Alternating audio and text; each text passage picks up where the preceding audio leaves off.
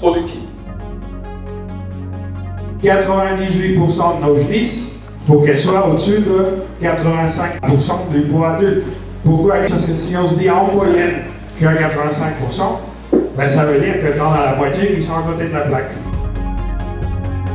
L'objectif, c'est que ces génisses atteignent 78% du pic des multipares. Le colostrum, c'est l'or liquide de l'élevage, puisqu'il y a les nutriments, il y a l'énergie, il y a les hormones de croissance, l'immunoglobine, donc traitez-le avec respect. Contrôlez vos procédures de nettoyage et je vous encourage à faire des boîtes de pétri et vous allez avoir des surprises qui seront sans doute pas bonnes.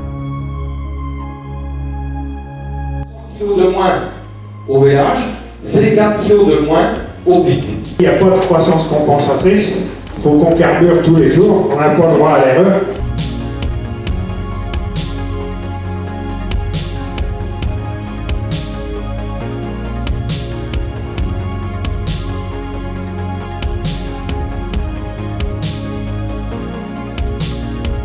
Bienvenue au GAEC La Brosse. Aujourd'hui, notre objectif, c'est de produire 900 kg de matière utile par vache et pour saturer notre outil de production et dégager un maximum de BE par associé.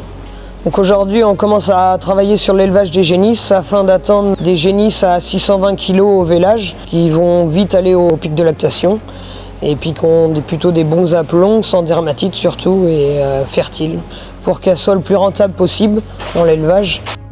Une des clés de la réussite pour le non-tri, c'est la paille. Nous, ce qu'on veut, broyer au maximum la paille. La règle, c'est 40 litres en 10 jours. Si elle n'est pas à 40 litres à 10 jours, c'est qu'elle a eu un problème. Sur les pH urinaires, pas d'effet yo-yo. Le problème numéro 1 qu'on constate, c'est ça. C'est l'irrégularité des pH urinaires. On pose les géloses de chaque côté sur la paroi du seau et après on met dans un incubateur 24 heures à 37 degrés. Et s'il y a présence de bactéries, il y a développement.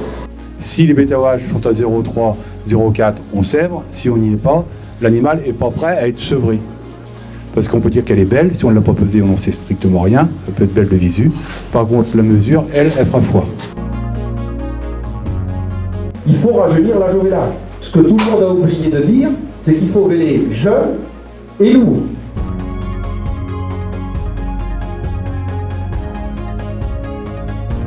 Ça permet de se remettre en question, de voir qu'on n'est pas au point, qu'il y a du travail à faire.